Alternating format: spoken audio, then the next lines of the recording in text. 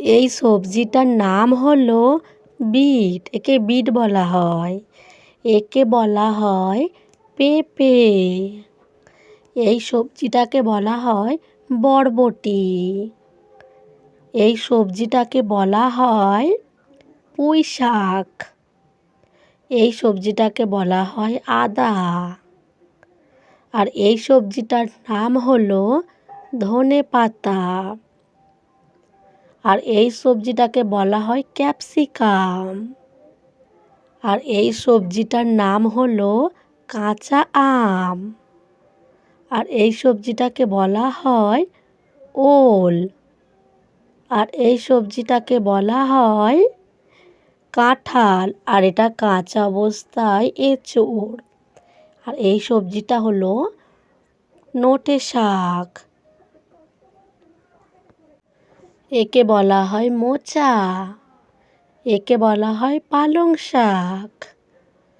এই সবজিটার নাম হলো মূলো এবং মূলো শাক। এই সবজিটাকে বলা হয় কুমড়ো।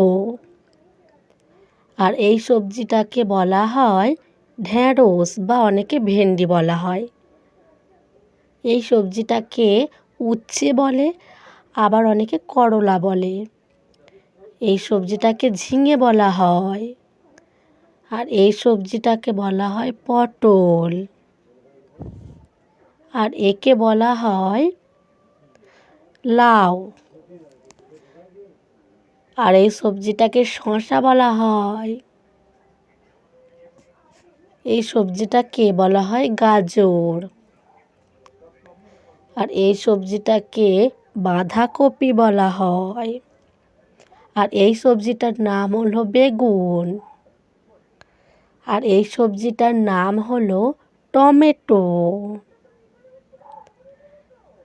আর একে বলা হয় রসুন।